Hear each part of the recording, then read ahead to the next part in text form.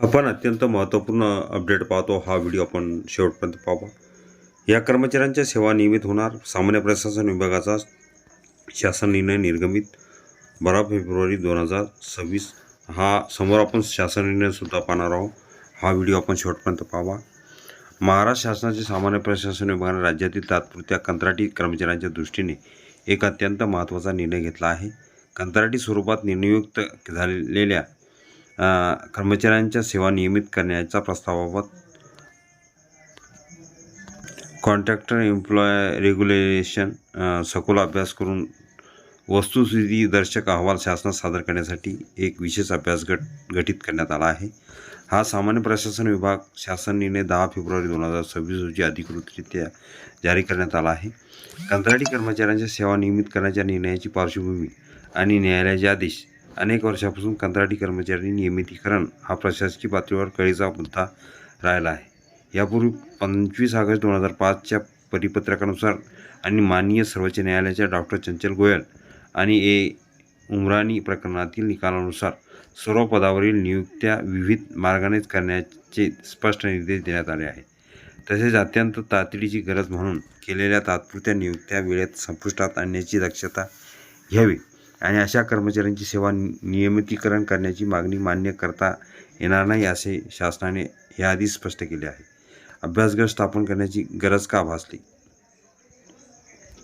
सर्वोच्च न्यायालयाचे स्पष्ट आदेश असतानाही काही प्रशासकीय विभागाकडून तात्पुरत्या कर्मचाऱ्यांच्या सेवा नियमित करण्याबाबत कॉन्ट्रॅक्च्युअल एम्प्लॉय रेग्युलेशन प्रस्तावावर कार्यवाही करण्यात आली आहे.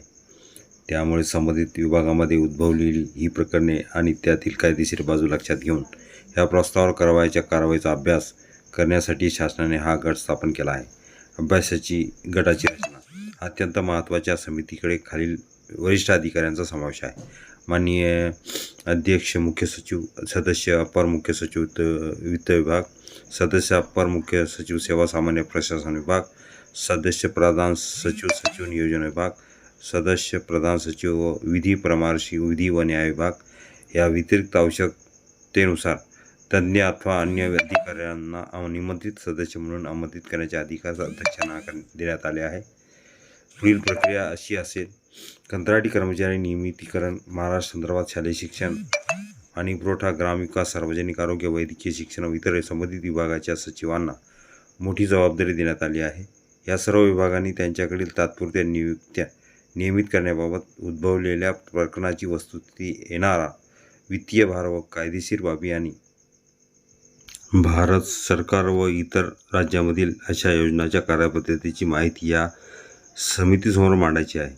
या सर्व माहितीचे विश्लेषण हा अभ्यासगट कॉन्ट्रॅक्च्युअल एम्प्लॉय रेग्युलेशन संदर्भातील आपला अंतिम वस्तुस्थितीदर्शक अहवाल शासनास सादर करेल. हा शासन निर्णय महाराष्ट्र शासनाच्या अधिकृत वेबसाईटवर आहे. आपण शासन निर्णय पाहूया. तत्पूर्वी आपण नवीन असाल चॅनलला लगेच सबस्क्राईब करा. समोरील बेल आयकॉनला क्लिक करा. नवनवीन अपडेट आपल्यापर्यंत सहज पोहोचतील. पत्र पाहूया. 10 फेब्रुवारी 2026चा महत्त्वपूर्ण शासन निर्णय. हा पूर्ण शासन निर्णय अखिल दामोदर क्लासेसच्या डिस्क्रिप्शन बॉक्समध्ये लिंक तिथून डाउनलोड करू शकता.